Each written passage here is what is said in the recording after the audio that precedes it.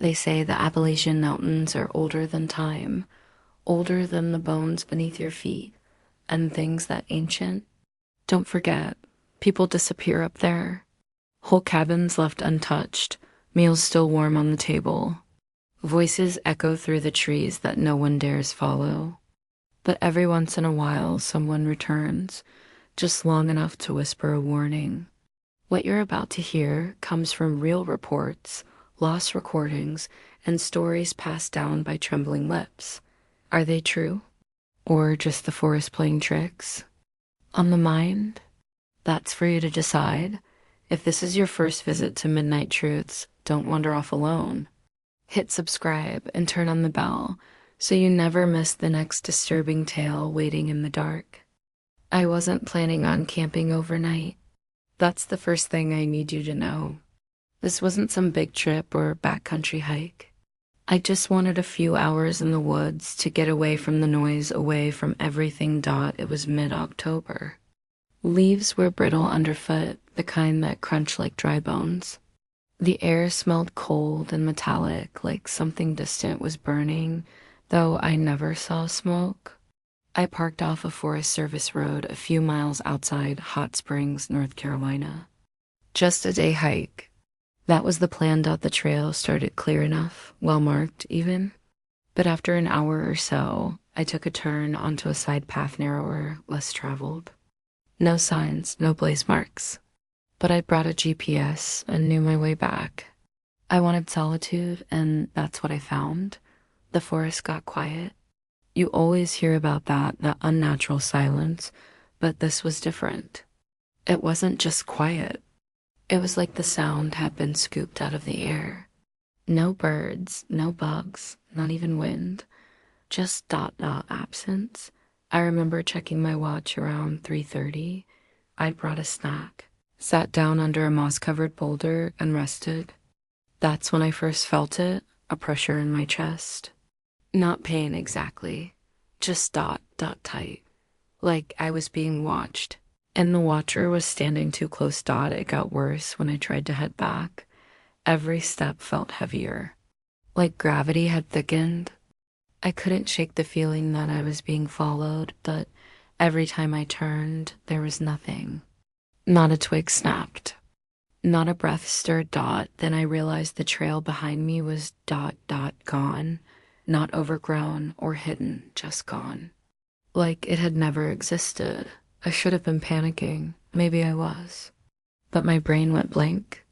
I just kept walking, like maybe if I pretended everything was fine, it would be. Eventually, I came to a ridge. Steep incline, loose stones, and at the top, a clearing. Dead silent. But I could see a spot where the trees opened just enough to catch the fading sunlight. So I climbed. That's where I found the ledge. Flat stone, no more than 15 feet across. It jutted out over the valley below like a cracked shelf. I could see mountains rolling into shadow for miles. Beautiful, sure, but wrong. Everything felt staged like a painted backdrop. Too still. My GPS was useless. Just a blinking question mark. It was getting dark. I figured I'd wait it out. I had water, a thermal blanket, some granola bars. I've done worse overnights. So I set up a makeshift camp at the edge of the ledge, back against a thick tree. Stump. No fire too risky. But I had my flashlight and I kept it in my lap the whole time. Then the steps started. At first I thought it was an animal. A slow shuffle through dry leaves. But it wasn't random. It moved in a circle. Around me, crunch, pause, crunch, pause. Closer, around, closer again. I called out. Nothing. I flashed my light into the trees. Nothing. But the steps didn't stop. I couldn't tell how long it went on. Hours, maybe. Time didn't work right up. There, every few minutes I'd hear a soft footfall behind me, too soft for boots, too steady for a deer, then silence. Like it was waiting for me to breathe too loud. Waiting for a reason. I didn't sleep. I couldn't. I just sat there, locked in all night, waiting for whatever it was to finish its circle and come in for the last step. But morning came. pale and sickly light through the trees. I was alive. The forest returned to itself, no sound. Still but brighter, less oppressive. The steps were gone, but the ground. That's what I haven't told anyone, not the rangers. Not my brother. Not the guy at the gas station who joked about mountain spirits when I rolled in looking like hell. The ground around my camp was covered in prints. Deep, human-shaped footprints. Bare, wide. The dirt was dry, hard-packed. It should have taken force to leave anything, but they were there, circling.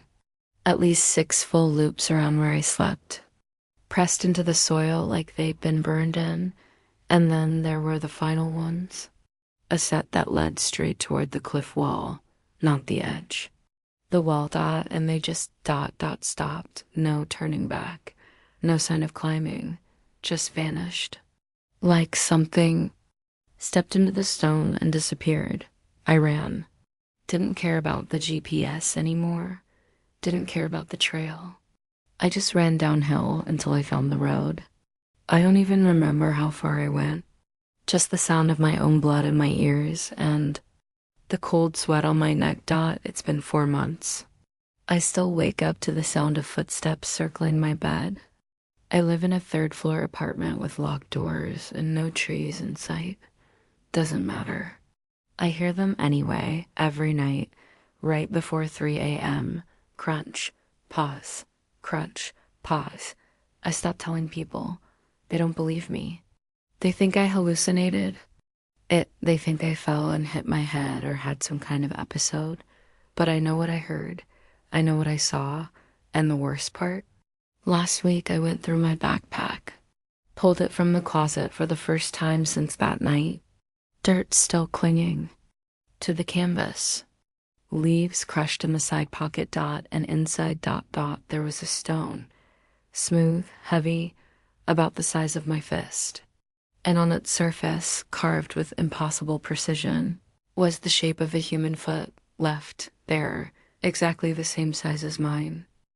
Tucked in the northern edge of the Appalachian Mountains, near a forgotten stretch of highway in West Virginia, is the town of Ashford Hollow, a place so small it doesn't appear on modern maps. No gas station, no post office. Fewer than 200 residents, mostly elderly or longtime locals. But what drew attention to Ashford Hollow wasn't its obscurity. It was what happened every Sunday afternoon at exactly 3:17 p.m. We began investigating after a series of anonymous online posts buried deep in survivalist forums and paranormal threads. Multiple users described a disappearing town, claimed he drove through Ashford Hollow while hiking the old Appalachian Trail and found the town completely empty, no cars. No people, no sound, just rows of houses with doors hanging open. Another said he passed through on a Sunday and saw someone standing motionless in the middle of the street, eyes closed, whispering something in an unknown language. Before walking directly into the woods, the stories were scattered, vague, and inconsistent. But there was one common thread. Every account mentioned 3:17 p.m. on Sunday, and people vanishing. We sent a team to investigate. A documentarian, a sound engineer, and 2 researchers posing as small-town history writers. What follows is a reconstructed record of their time in Ashford Hollow, based on audio logs, recovered footage, and transcribed interviews. Interview 1, Josephine Carter, 73, resident since 1964, transcript excerpt. You're not from around here, I can tell. You talk too fast. Look, people here, we got routines. Sunday's the Lord's Day, right? We honor it different than you city folk. We pause, we reflect, we go away for a while. What do I mean, go away? Well, that's not for cameras. You want to stay through Sunday, you do that. Just don't knock on nobody's door after 3. Narrator, on Saturday, the town was eerily normal. Old men smoked on porches. Teenagers played cornhole in a gravel lot behind. A diner that closed in 1999. It felt like time had stalled somewhere in 1974. People were polite but cautious. No one answered direct questions. Most steered conversation away when Sunday was mentioned. Then came Sunday dot at 3:16 p.m. The town was bustling. Lawnmowers hummed. Church bells rang. Radios played faint country songs. And then at 3:17, everything stopped. Every single person vanished. Audio log, field recorder, Team A, static, birds chirping faintly. Where'd everyone go? The street was full a minute ago. I just checked the diner. It's unlocked, lights on. There's soup still on the stove. Wait, do you hear that? Silence, followed by a faint humming low, rhythmic. It's coming from the woods. Narrator, all 4 team members confirmed it. At exactly 3:17, Ashford Hollow went silent. The doors remained open. Radios still played, but the people were gone. Even pets were missing. One camera left running in the square captured the exact moment a man middle-aged, heavyset sat down his cane, closed his eyes, and took 5 slow steps backward. Then he vanished behind a rusted truck. He did not reappear. The team split up. 2 remained in town to monitor. 2 followed the sound. Into the woods. Audio log. Team B entering forest line. It's like chanting, but there's no words. It's getting louder. I think there's a structure up ahead, some kind of clearing. Twigs snapping, heavy breathing. What the hell is that? Sudden burst of static. Recording ends. Narrator. Only one of the 2 researchers who entered the forest came back. A young woman named Erin Fields. Disoriented, bleeding from her nose and ears. She was found wandering down the main road at 4:03 p.m. She never spoke about what she saw. Never regained full speech. To this day, she's institutionalized under voluntary psychiatric care in Pennsylvania. Her colleague, David Blake, was never recovered. What's most chilling isn't his disappearance, it's what was found in his. 2 days later, when the remaining crew returned for their equipment, inside the tent was a small, blackened journal. It wasn't David's, handwritten in an uneven scrawl. It simply read, "We don't vanish, we go under. Under the skin of the world, under what you see. It's always been this way. Every 7th day, we give them the hour. And they give us peace. There were no names, no signatures. Only one day, March 8th, 1892. Narrator.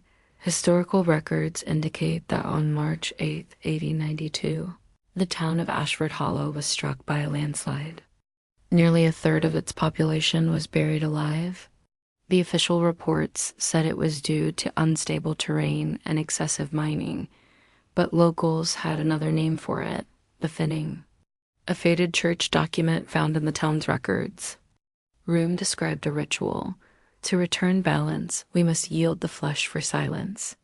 The passage was redacted and rewritten multiple times across the following decades. In every version. One element stayed the same, a set time, 3:17 p.m., and a warning never to resist the calling. Interview 2, James Dillard, former town. Constable, transcript excerpt, Blake. He wasn't the first to go missing. We've lost people over the years. Always outsiders. Always trying to dig where they shouldn't.